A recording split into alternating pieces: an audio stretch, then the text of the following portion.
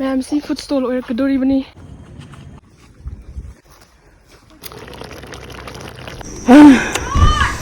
वा हागदब लेदि हेंग हागे चलग हेलो थाज को वे हैग से एक्सपो की मनीटेक्स को मेला से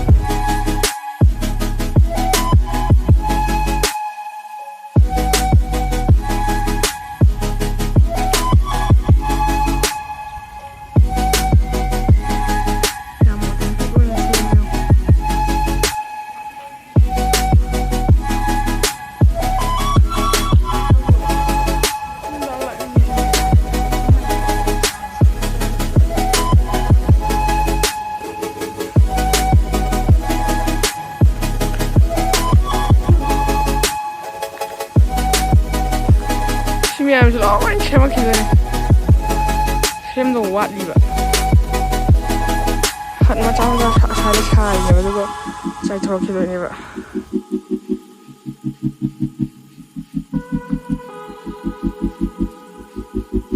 स्टॉल सिंगसे सिसे लोइनमक ममिंग था लेतु मोइरांग सीडीपी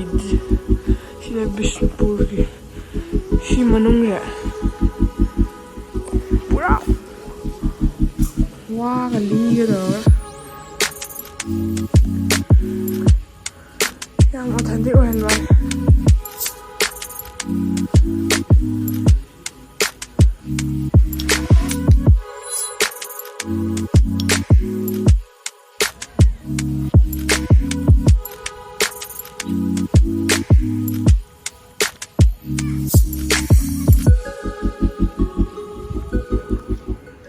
मैम मतम कुइरबगी तुंगदा outdoor mukbang gi mahau amuk hana purak oina khoi hujik ngasi lejaise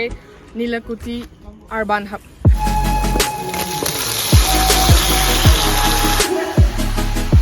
aga kisrabane nangal namgigi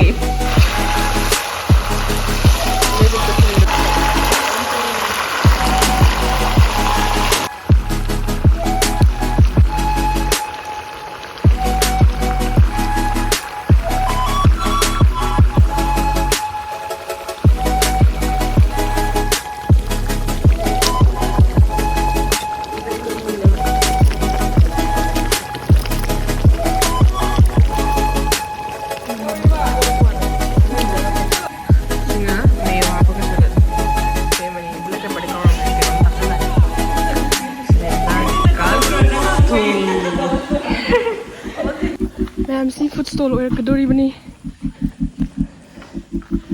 सिगी pareng si kuba se yo मैंने ऐसे चावल से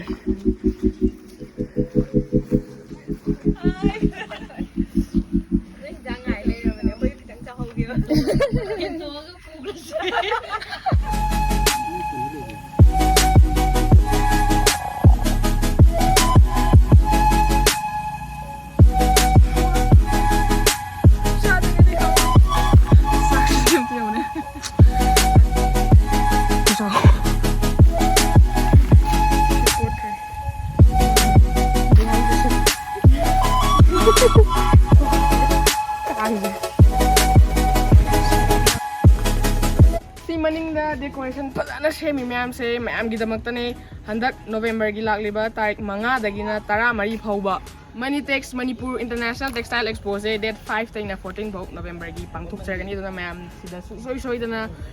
मीटिंग ताबा लाकपियु सिदा तोंगान तोंगान variety event ma'am fashion show district खुदिंगमकी मैम कोनदगी होरगा पुथोरकपा एग्जिबिशन मैम अमसु तौदोरी दगी सिगी ग्राउंड सिदा पूरा फूड स्टॉल ओइदैने अदगी सो गंदा आंगांग अदुम पुबिरासु पार्क मचा अमसु लै असोम नाकंदने शो तौदैसिना ꯍꯣꯔꯦꯟ ꯃꯇꯦꯛ ꯍꯥꯞꯆꯔꯒꯦ ꯑꯗꯣ ꯑꯩꯈꯣꯏ ꯆꯥꯛꯁꯦ ꯑꯩꯈꯣꯏꯗꯤ ꯑꯗꯨꯝ ꯆꯥꯕꯅꯤꯅ ꯆꯥꯁꯟꯗꯣꯏꯅꯦꯕ ꯃꯥꯏ ꯑꯣꯟꯁꯤꯜꯂꯒꯦ ꯆꯥꯛ ꯆꯥꯕꯁꯦ ꯑꯥꯗ ꯂꯩꯔꯦꯕꯀꯣ ꯆꯥꯛ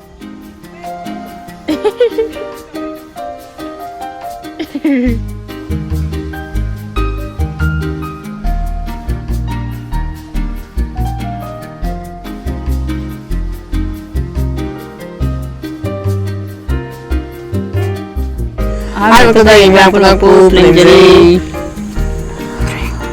ꯃꯊꯦꯜꯁꯦ ꯌꯥꯝꯕ ꯅꯠꯇꯦ ꯑꯩꯈꯣꯏꯅ ꯑꯗꯨꯝ ꯇꯧꯔꯒ ꯂꯩꯕ ꯁꯤꯁꯦ ꯆꯥꯗꯕ ꯌꯥꯝ ꯀꯨꯏꯔꯦꯕ ꯁꯤ ꯀꯤꯁꯤꯒ ꯍꯥꯞꯄꯒ ꯆꯥꯗꯕꯁꯦ ꯌꯥꯝ ꯀꯨꯏꯔꯦ ꯑꯗꯨꯅ ꯁꯤ ꯆꯤꯛꯀꯟ ꯃꯐꯩꯒ ꯋꯤꯡꯁꯀ ꯑꯗꯒꯤ ꯁꯤ ꯗꯁꯀꯨꯁ ꯍꯥꯞꯆꯤꯜꯂꯒ ꯇꯛ ꯉꯧꯈꯥꯏꯔꯦ ꯑꯗꯨꯒ ꯁꯤꯅ ꯁꯂꯠ ꯑꯃ ꯇꯧꯁꯜꯂꯦ ꯁꯤꯁꯨ ꯀꯨꯏꯔꯦ ꯆꯥꯗꯕ ꯑꯗꯣ ꯉꯁꯤ ꯕ꯭ꯂꯦꯛ ꯄꯦꯄꯔ ꯀꯥꯎꯔꯝꯕꯅ ꯃꯔꯝ ꯑꯣꯏꯔꯒ ꯁꯥ ꯃꯔꯣꯏꯅ ꯃꯍꯨꯠ ꯁꯤꯟꯈ꯭ꯔꯦ ꯑꯗꯣ ꯃꯌꯥꯝ ꯁꯤ ꯃꯐꯝꯁꯦ ꯑꯩꯈꯣꯏ ꯍꯧꯖꯤꯛ ꯂꯩꯔꯤꯁꯦ ꯃꯦꯔꯥ ꯇꯧꯅꯕ ꯃꯐꯝꯅꯦꯕ ꯃꯅꯤꯡꯗꯒ ꯁ꯭ꯇꯣꯜ ꯃꯌꯥꯝ ꯂꯩꯔꯤꯁꯦ ꯎꯕ꯭ꯔꯥ ꯍꯠ ꯃꯆꯥ ꯃꯌꯥꯝ ꯂꯩꯔꯤꯁꯦ ꯁꯤꯁꯦ ꯁ꯭ꯇꯣꯜ ꯐꯝꯗꯣꯏꯅꯦ ꯁꯤꯒꯨꯝꯕ ꯃꯌꯥꯝ ꯑꯃ ꯑꯁꯣꯝ ꯅꯥꯀꯟꯗꯁꯨ ꯂꯩꯔꯦꯕ ꯑꯗꯣ ꯃꯌꯥꯝꯁꯨ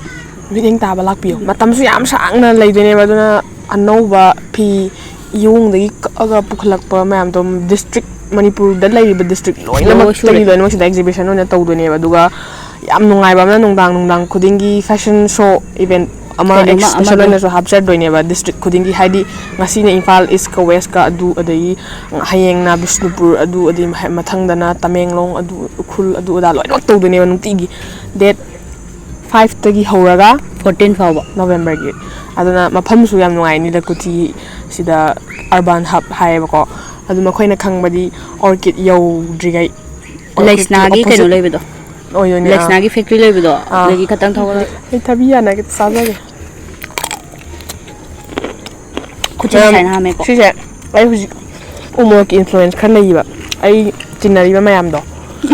ꯎꯃꯣꯔꯣꯛ ꯆꯥꯕꯤ ꯉꯥꯛꯇ ꯑꯣꯏꯔꯝꯃꯦ ꯑꯩ ꯈꯪꯉꯨꯗꯕꯅꯤ ꯑꯗꯣ ꯑꯩ ꯆꯥꯕ ꯉꯝꯕ꯭ꯔꯥ ꯌꯦꯡꯉꯛꯀꯦ ꯌꯥꯝ ꯊꯤꯕ ꯖꯤꯕꯅꯤ ꯃꯌꯥꯝ ꯄꯤꯌꯥꯔꯤ ꯈꯔ ꯇꯦꯜꯂꯦ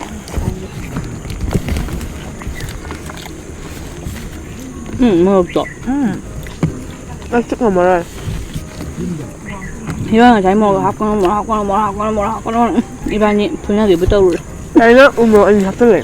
ꯊꯣꯡꯕꯁꯦ ꯃꯅꯨꯡ ꯆꯪꯉꯒꯅꯦ ꯆꯞ ꯆꯥꯔꯦ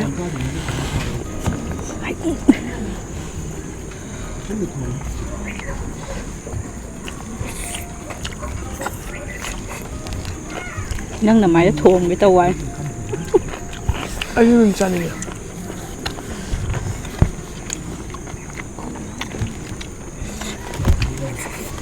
ꯃꯐꯩꯗ ꯆꯥꯎꯕ ꯋꯤꯡꯁ ꯄꯤꯔꯤ ꯀꯩꯒꯤꯅꯣ ꯌꯦꯟ ꯁꯣꯏ ꯅꯥꯏꯕ ꯀꯔꯤ ꯀꯩꯅꯣ ꯇꯧꯔꯤꯗꯨꯅ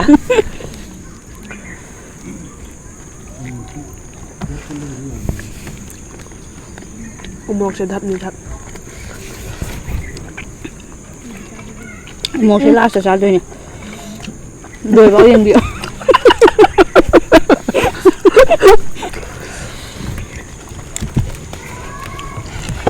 ꯀꯩꯅꯣ ꯎꯃꯣꯔꯣꯛ ꯂꯥꯁꯇ ꯆꯥꯅꯤ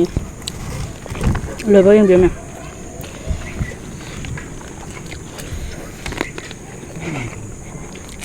ꯁꯝꯖꯟꯕꯁꯨ ꯌꯥꯗꯦ ꯁꯝꯖꯜꯂꯗꯤ ꯌꯦꯡ ꯐꯪꯗ꯭ꯔꯦ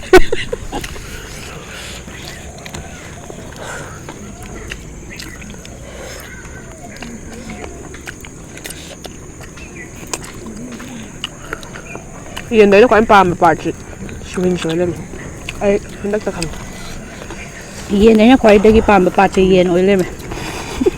ꯂꯣꯏ ꯄꯥꯝꯃꯦ ꯍꯥꯏꯅꯦ ꯃꯥꯏꯁꯦ ꯂꯥ ꯂꯥ ꯗꯁꯀꯨꯁꯁꯦ ꯎꯈ꯭ꯔꯨꯜꯗꯩꯅꯦ ꯃꯣꯏ ꯆꯤꯆꯦ ꯃꯌꯥꯝꯁꯤꯅ ꯄꯨꯔꯛꯏꯕ ꯄꯨꯕꯤꯔꯛꯄꯩ ꯊꯦꯡꯀ꯭ꯌꯨ ꯁꯤ ꯃꯦꯂꯥꯁꯦ ꯐꯥꯎꯍꯟꯕ ꯑꯃ ꯌꯥꯏꯌꯦ ꯌꯥꯝ ꯊꯤ ꯐꯥꯎꯍꯟꯕ ꯌꯥꯏꯌꯦ ꯃꯦꯂꯥ ꯌꯥꯕ ꯃꯦꯂꯥꯅꯤꯗ ꯅꯠꯇꯦ ꯑꯩꯅ ꯍꯥꯏꯁꯦ ꯏꯕꯥꯅꯤꯅ ꯁꯤ ꯃꯦꯂꯥꯁꯦ ꯃꯩ ꯀꯥꯝ ꯈꯪꯅꯗꯦꯅ ꯍꯥꯏꯕꯗꯤ ꯃꯅꯤꯇꯦꯛꯁꯇ ꯁꯤꯟꯕ ꯃꯅꯤꯄꯨꯔ ꯏꯟꯇꯔꯅꯦꯁꯅꯦꯜ ꯇꯦꯛꯁꯇꯥꯏꯜ ꯑꯦꯛꯁꯄꯣꯁꯦ ꯌꯥꯝ ꯀꯨꯏꯔꯦꯕ ꯇꯧꯔꯛꯏꯁꯦ ꯆꯍꯤ ꯈꯨꯗꯤꯡꯒꯤ ꯑꯃꯨꯛ ꯂꯣꯏ ꯇꯧꯋꯦ ꯍꯥꯟꯅ ꯂꯝꯕꯣꯏ ꯈꯣꯡꯅꯥꯡꯈꯣꯡꯗ ꯇꯧꯔꯝꯕꯗꯨꯅꯦꯕ ꯁꯤꯁꯦ ꯑꯗꯣ ꯃꯌꯥꯝꯅꯗꯤ ꯏꯈꯪ ꯈꯪꯕꯤꯗꯦꯕ ꯍꯥꯏꯗꯤ ꯁꯤꯗ ꯇꯧꯔꯤꯁꯦ ꯑꯩꯈꯣꯏ culture different type of culture ꯂꯩꯔꯤꯕ ꯃꯅꯤꯄꯨꯔꯗ ꯂꯩꯔꯤꯕ ꯃꯌꯥꯝꯁꯦ ꯂꯣꯏꯅꯃꯛ ꯁꯤꯗ ꯑꯩꯈꯣꯏ ꯁꯤꯒꯤ ꯀꯩꯀꯩ ꯃꯈꯜ ꯃꯈꯜꯒꯤ ꯐꯤ ꯐꯤꯔꯣꯜ ꯅꯨꯡ ꯑꯗꯒꯤ ꯀꯩꯅꯣꯒꯨꯝꯕꯁꯨ ꯌꯣꯟꯕꯅꯤ ꯈꯣꯟ ꯅꯨꯡꯁꯨ ꯌꯣꯟꯗꯥꯏꯅꯦ ꯈꯪꯗꯦ ꯑꯗꯣ ꯑꯌꯥꯝꯕꯗꯤ ꯃꯦꯟꯂꯤ ꯐꯤ ꯐꯅꯦꯛ ꯀꯩꯀꯥ ꯃꯌꯥꯝꯁꯦ ꯁꯤꯁꯤꯅꯦꯕ ꯑꯗꯣ ꯈꯪꯕꯤꯗꯦꯕ ꯑꯗꯣ ꯈꯪꯍꯟꯕ ꯌꯥꯏꯕ ꯀꯩꯒꯤꯅꯣ ꯍꯥꯏꯔꯣꯔꯥ ꯁꯦꯠꯆꯜꯂ ꯂꯣꯏꯔꯦ 이바이는 사리 ꯍꯦꯛ ꯁꯦꯠꯂꯕ ꯐꯤꯗꯨꯒ ꯏꯜꯂꯕ ꯁꯥꯏ ꯅꯠꯇꯦ ꯐꯤ ꯁꯥꯏꯅ ꯏꯟꯕꯤꯗꯣ ꯍꯣꯏ ꯐꯤꯗꯨꯗꯪ ꯈꯣꯡꯒ꯭ꯔꯥꯎ ꯁꯦꯠꯂꯁꯨ ꯐꯤꯗꯨ ꯑꯗꯨꯝ ꯏꯟꯒꯗꯤ ꯌꯥꯔꯦ ꯐꯤ ꯂꯩꯕ꯭ꯔꯣ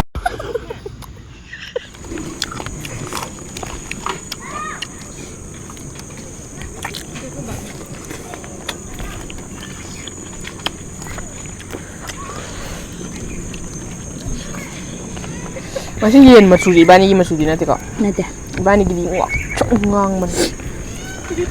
ꯉꯁꯤꯗꯤ ꯑꯩꯅ ꯃꯦꯖꯤꯛ ꯊꯥꯛꯄꯩ ꯃꯍꯥꯎꯅꯤ ꯍꯥꯎꯋꯦꯗꯣ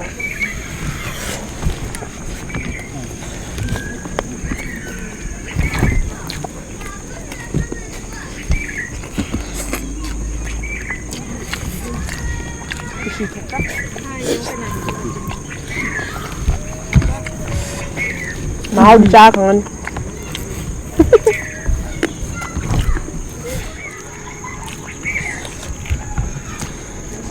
ꯀꯔꯝ ꯆꯥꯅꯤꯡꯕ ꯆꯥꯅꯤꯡꯉꯦ ꯀꯤꯌꯔꯦ ꯍꯣꯔꯦꯟ ꯕꯖꯥꯔꯗ ꯂꯝꯕꯤꯗ ꯂꯝꯕꯤ ꯆꯤꯡꯂꯛꯄ ꯃꯤꯗ ꯀꯥꯝꯃꯒ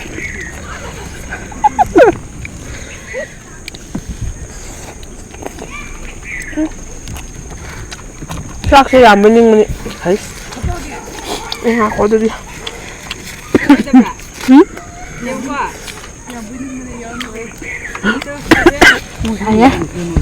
ꯑꯩꯅ ꯍꯥꯏꯗ꯭ꯔꯥ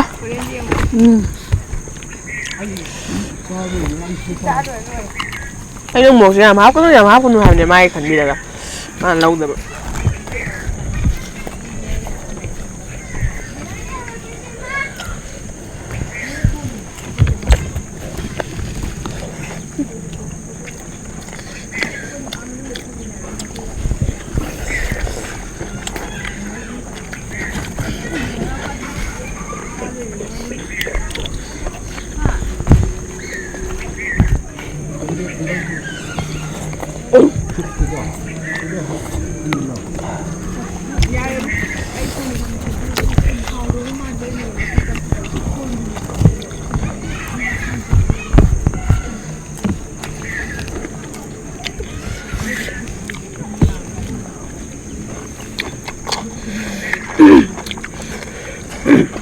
ꯑꯩ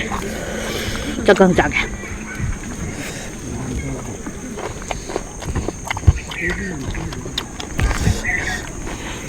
ꯍꯥꯎꯋꯦ ꯀꯨꯏꯔꯦ ꯆꯥꯗꯕ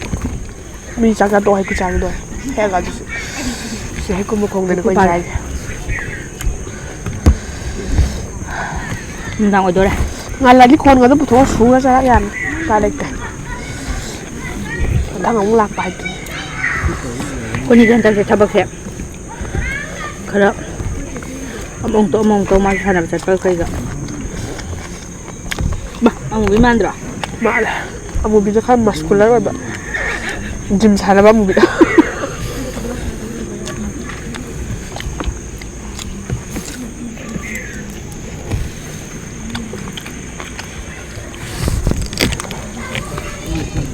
ꯎꯃꯣꯔꯣꯛꯁꯦ ꯑꯅꯤ ꯈꯛꯇꯅꯤ ꯍꯥꯏꯕ ꯑꯩ ꯍꯟꯗꯛ ꯃꯃꯤꯠ ꯐꯥꯎ ꯉꯥꯡꯉꯦ ꯌꯦꯡꯉꯣ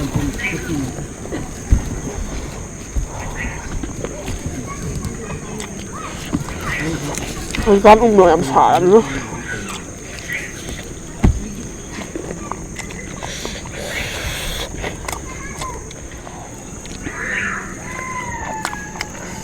ꯑꯩꯁꯨ ꯑꯌꯨꯛꯀ ꯅꯨꯡꯊꯤꯟꯒ ꯕ꯭ꯔꯦꯛꯐꯥꯁ ꯇꯧꯋꯦ ꯀꯨꯆꯨꯁꯤ ꯐꯖꯔꯕꯅꯤꯅ ꯁꯨꯡꯀꯪ ꯀꯪꯖꯟꯗꯕꯅꯦ ꯌꯦꯡꯉꯣ ꯆꯥꯔꯤꯁꯤꯗꯤ ꯆꯥꯗꯕꯁꯦ ꯌꯥꯝ ꯋꯥꯏꯑꯦ ꯈꯪꯗꯦ ꯅꯪꯅ ꯑꯩ ꯅꯣꯡꯃ ꯅꯨꯡꯁꯥꯗ ꯁꯤꯒꯗꯕꯅꯦ ꯍꯞꯇꯥ ꯋꯥꯏ ꯐꯥꯏꯅꯦꯜ ꯁꯥꯟꯅꯕꯗꯣ ꯆꯥꯛ ꯇꯪꯈꯥꯏ ꯑꯩꯒꯤ ꯀꯔꯤ ꯁꯤ ꯇꯪꯈꯥꯏ ꯅꯠꯇꯦ ꯁꯥꯟꯅ ꯆꯠꯂꯦꯅ ꯄꯨꯛꯆꯥꯎ ꯆꯥꯎ ꯍꯥꯏꯔꯒꯅꯣ ꯑꯗꯨꯒ ꯆꯥꯁꯜꯂꯣ ꯍꯛꯆꯥꯡ ꯁꯣꯛꯅꯤ ꯅꯠꯇ꯭ꯔꯗꯤ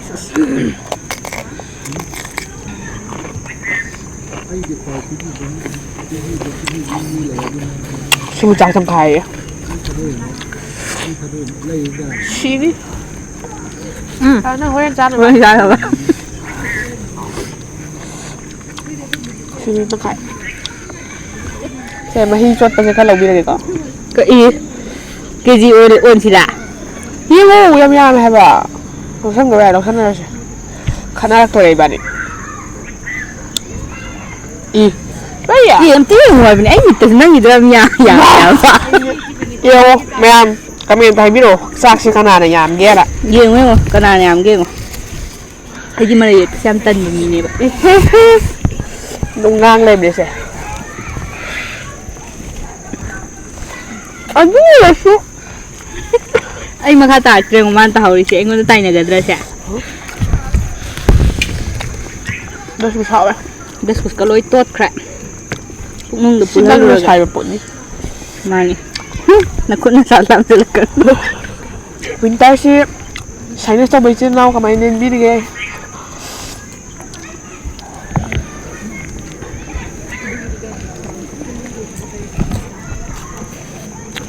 ꯃꯔꯩ ꯈꯨꯆꯥꯎꯁꯦ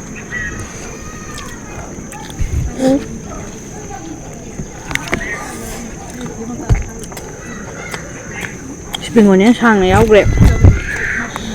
ꯍꯣꯔꯦꯟꯗꯤ ꯁꯥꯡꯉꯅꯤꯗꯣ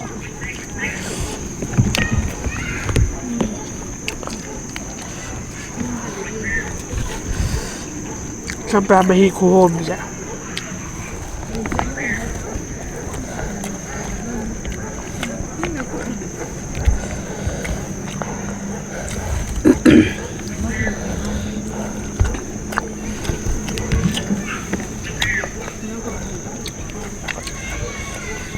우모록새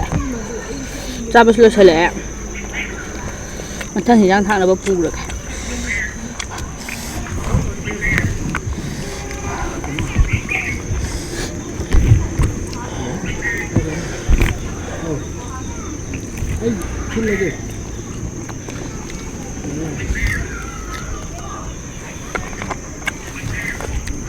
지기 짱만도 딱 가면 나간다 찾기로 말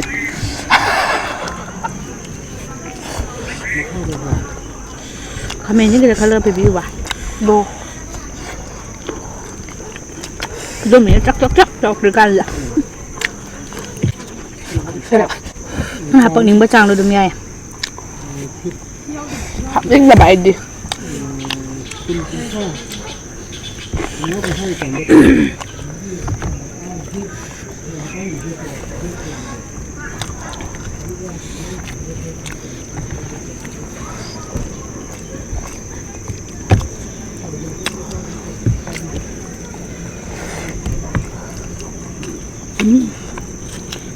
ra biểu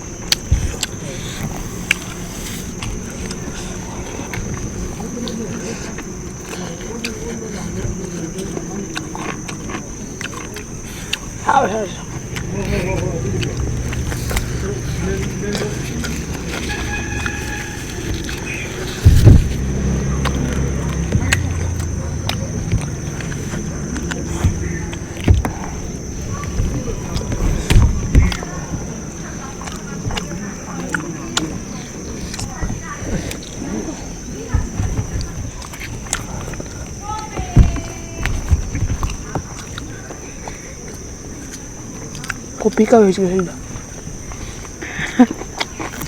뽑기기 갑이다 굴리래가 산다 가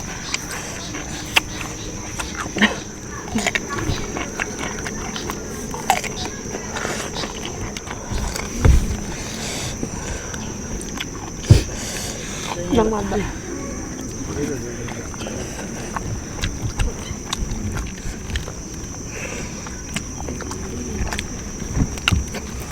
감이 진짜 가라 먹으려고 그래 맛있나?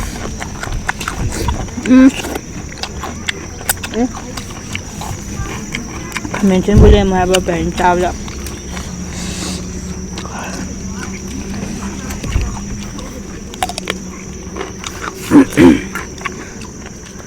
ꯌꯦꯡꯗꯕꯁꯨ ꯌꯥꯎꯔꯝꯒꯅꯤ ꯑꯗꯣ ꯌꯦꯡꯕꯤꯔꯒꯗꯤ ꯌꯥꯝ ꯅꯨꯡꯉꯥꯏꯕ ꯐꯣꯡꯗꯣꯛꯆꯔꯤ ꯚꯤꯗꯤꯑꯣꯁꯦ ꯃꯇꯥꯡ ꯁ꯭ꯋꯥꯏꯁꯤꯗ ꯑꯗꯨꯝ ꯂꯣꯏꯁꯤꯟꯖꯔꯒꯦ ꯑꯩꯈꯣꯏ ꯚꯤꯗꯤꯑꯣꯁꯤꯃ ꯅꯨꯡꯉꯥꯏꯕꯤꯔꯒꯗꯤ ꯂꯥꯏꯛ ꯇꯧꯕꯤꯔꯝꯃꯣ ꯑꯗꯨꯒ ꯆꯦꯅꯦꯜꯁꯤꯕꯨ ꯁꯞꯄꯣꯔꯠ ꯇꯧꯕꯤꯕꯅ ꯁꯕꯁꯀ꯭ꯔꯥꯏꯕ ꯇꯧꯗꯕ ꯌꯥꯔꯒꯗꯤ ꯇꯧꯁꯟꯕꯤꯔꯝꯃꯣ ꯃꯦꯂꯥ ꯂꯥꯛꯄꯤꯌꯣ ꯑꯃꯨꯛꯀꯁꯨ ꯃꯦꯂꯥ ꯂꯥꯛꯄꯤꯌꯣ loisalakpada maya pun mapu mo sana